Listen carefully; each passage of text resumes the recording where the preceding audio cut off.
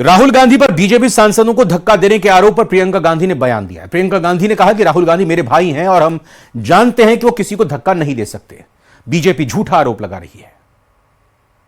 उनकी बहनों इतने डेस्परेट हो गए हैं कि आज ऐसे एकदम झूठी बातें, झूठा एफआईआर, राहुल जी कभी किसी को पुश नहीं करेंगे। मैं उनकी बहन हूँ, इतने सालों से मैं जानती हूँ, कभी इस तरह की हरकत कभी कर ही नहीं सकते। और फ्रैंकली देश भी जानता है, देश देख रहा है कितने डेस्परेट हो गए हैं ये लोग कि इस तरह की फालतू के एफआईआर लगा रहे हैं, क्योंकि सिंपली अडानी पे चर्चा नहीं चाहते। और जो इन्होंने किया है अंबेडकर जी के साथ, जिस तरह से अपमान किया है, ये जानते हैं कि ये देश नहीं सहेगा ये अपमान, इसीलिए ये सब डिस्ट्रैक्शन है, बस यही है। असम पुलिस ने कैसे टेरर मॉड्यूल का भंडाफोड़ किया जिसके निशाने पर हिंदूवादी और आरएसएस के नेता थे। 3 राज्यों से छापेमारी में गिरफ्तार किए गए 8 आतंकियों से जो कुछ पता चला है वो एक बहुत बड़ी आतंकी साजिश को बेनकाब कर रहा है। क्या कुछ हम कहना चाह रहे हैं, इस रिपोर्ट के जरिए आप देखिए।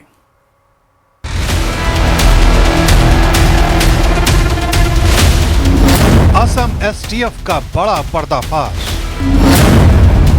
हिंदूवादी नेताओं के खिलाफ बड़ी साजिश, पाकिस्तान बांग्लादेश की खौफनाक चाल, आतंकियों का तबाही वाला प्लान बेनकाब। ये उन दहशतगर्दों की तस्वीरें हैं जिन्हें असम एसटीएफ ने केरल और पश्चिम बंगाल पुलिस की मदद से शिकंजे में लिया है। दावा किया जा रहा है कि ये सभी आतंकी अंसारुल्लाह बांग्ला टीम यानी एटीबी से जुड़े हैं। खबर है कि इस संगठन के तार आतंकी संगठन अल-कायदा से जुड़े हैं। जानकारी के मुताबिक इन सभी आतंकियों के निशाने पर देश के हिंदूवादी और आरएसएस नेता थे।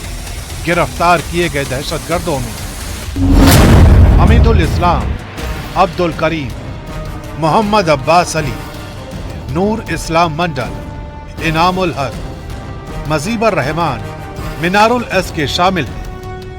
इन सभी के पास से बांग्लादेशी दस्तावेज, कट्टरपंथी साहित्य और डिजिटल उपकरण बरामद किए गए हैं। जानकारी के मुताबिक हिंदूवादी और आरएसएस नेताओं को टारगेट करने वाली साजिश का मास्टरमाइंड बांग्लादेश का है, जिसका नाम मोहम्मद साद रादी उर्फ शब शेख है। बांग्लादेश के राजशाही का रहने वाला शब शेख असम और पश्चिम बंगाल में स्लीपर सेल तैयार करने और जिहादी विचारधारा को फैलाने में जुटा था। इस दौरान बांग्लादेश की सीमा से सटी मुर्शिदाबाद जिले से मिनारुल शेख और अब्बास अली को गिरफ्तार किया गया। मिनारुल शेख की पत्नी का दावा है कि उसका पति मजदूरी का काम करता था और अब्बास के साथ मिलकर मदरसा चलाता था।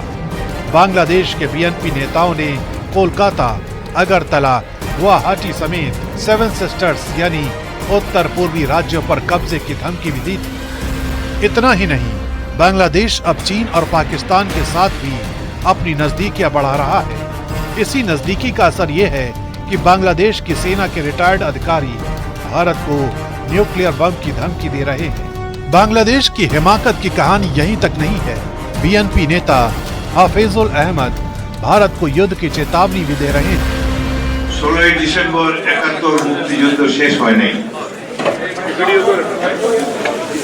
মুক্তিযুদ্ধ একটি চলমান প্রক্রিয়া। যতদিন পর্যন্ত প্রত্যেকটি বাংলাদেশী নাগরিকের বেসিক প্রয়োজন না মিটবে, যতদিন পর্যন্ত প্রত্যেকটি দরিদ্র মানুষের মুখে হাসি না ফুটবে, যতদিন পর্যন্ত আমরা যেই সমৃদ্ধি অর্জনের জন্য 71-এ জীবন বাজি রেখে যুদ্ধ করেছি সেই সমৃদ্ধি আমরা দেখতে না পাবো এবং যতদিন পর্যন্ত আমাদের স্বাধীনতার সার্বভৌমত্বের প্রতি সকল ভ্রুকুটি নিশ্চিহ্ন না হবে ততদিন পর্যন্ত মুক্তিযুদ্ধ চলবে এবং আমরা মুক্তিযুদ্ধ চালিয়ে যাব। 71 মুক্তিযুদ্ধ ছিল অদ্ভুত এক যুদ্ধ, জাতির যুদ্ধ, জনতার যুদ্ধ। दरअसल शेख हसीना सरकार के तख्ता पलट के बाद से बांग्लादेश में हालात तेजी से बदले हैं। बांग्लादेश में अल्पसंख्यक हिंदुओं को लगातार टारगेट किया जा रहा है, जिसको लेकर बांग्लादेश के खिलाफ सिर्फ भारत का ही आक्रोश नहीं बढ़ा, बल्कि वैश्विक स्तर पर बांग्लादेश की फजीहत हो रही है। यही वजह है कि पाकिस्तान और चीन के दम पर बांग्लादेश भारत के खिलाफ उकसाने वाले न सिर्फ बयान दे रहा है, बल्कि भारत के खिलाफ आतंकियों की फौज भी तैयार कर रहा है।